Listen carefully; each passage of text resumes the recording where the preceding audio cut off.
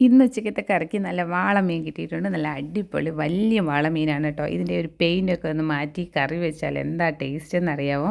അത് നല്ല വലിപ്പത്തിലുള്ള നല്ല വീതിയുള്ളത് നമുക്ക് മീനൊക്കെ നന്നായിട്ട് അങ്ങ് പിച്ച് കഴിക്കാൻ പറ്റും. നല്ല ടേസ്റ്റാണ് കേട്ടോ ഈ ഒരു മീൻ. ഇതിന് ബെൽറ്റ് ഫിഷ് എന്നും അതുപോലെ ചുണ്ണാമ്പ് വാള എന്നൊക്കെ ഞങ്ങൾ പറയാറുണ്ട്. ഇനി വേറെയുള്ള ആൾക്കാർ പറയുന്ന പേരിനെ പറ്റിയൊന്നും അറിയില്ല. പക്ഷേ ഇതിൻ്റെ ഈ ഒരു പല്ലുണ്ടല്ലോ അതൊന്ന് സൂക്ഷിക്കണേ. കയ്യിലൊന്ന് തട്ടിയാൽ മതി.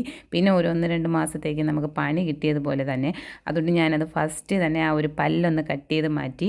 നമ്മൾ ക്ലീൻ ചെയ്യുന്ന സമയത്ത് അല്ലെങ്കിൽ നമ്മളെ കയ്യിലൊന്ന് ടച്ച് ആയാൽ മതി. പിന്നെ നമുക്ക് കൈ ഭയങ്കരമായിട്ട് വേദനയായിരിക്കും. കുറേ നാളത്തേക്ക് അതും കൊണ്ട് നടക്കേണ്ടി വരും.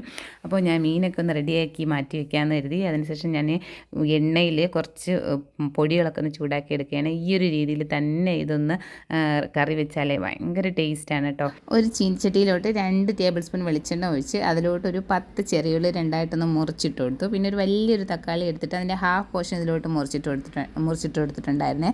പിന്നെ 1 ടേബിൾ സ്പൂൺ കുരുമുളക് പൊടി, 2 ടേബിൾ സ്പൂൺ മുളക് പൊടി, 1 ടീസ്പൂൺ മഞ്ഞൾപ്പൊടി, പിന്നെ ഒരു ചെറിയ നാരങ്ങ വലുപ്പത്തിലുള്ള പുളി, നമ്മൾ വാളംപുളി ഇട്ട് കൊടുത്തു.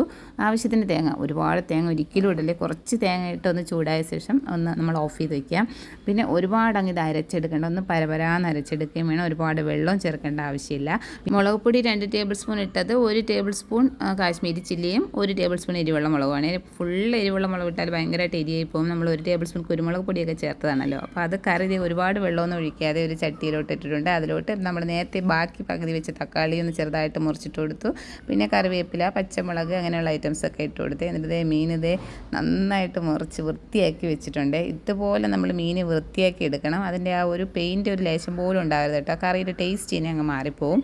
പിന്നെ ഞാൻ ആവശ്യത്തിന് ഉപ്പ് ഇട്ടു. അതിലോട്ട് കുറച്ച് നമ്മുടെ വറുത്ത ഉലുവാപ്പൊടി ഉണ്ടല്ലോ അതും ഇച്ചിരി ഒരു ഹാഫ് ടീസ്പൂൺ ഇട്ടിട്ടുണ്ടായിരുന്നേ.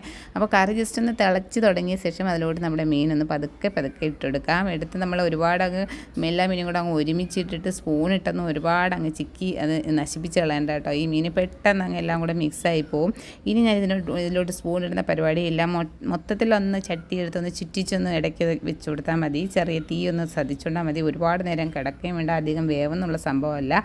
കറി ജസ്റ്റ് ആ മീനൊന്ന് മുങ്ങാൻ വേണ്ടി മാത്രമേ ഉള്ളൂ. കറി നന്നായിട്ട് വറ്റിയതല്ല, കുറച്ച് നേരം വേവിച്ചപ്പോൾ തന്നെ അത് നന്നായിട്ട് കറി റെഡിയായി കിട്ടിയിട്ടുണ്ട് കേട്ടോ. സ്റ്റൗവിലോട്ട് വെച്ച് കഴിഞ്ഞാൽ പിന്നെ ഒരു 5 മിനിറ്റത്തെ പരിപാടിയുള്ളൂ. 5 മിനിറ്റ് കൊണ്ട് നമ്മുടെ സൂപ്പർ വാള മീൻ കറി റെഡി ആയിട്ടുണ്ട്. കാണുമ്പോൾ തന്നെ അറിയില്ലേ, നല്ല സൂപ്പർ ടേസ്റ്റി ആയിട്ടുള്ള മീനാണ്. ഇതുപോലെ വെള്ളം കുറച്ചിട്ട് വെക്കണം.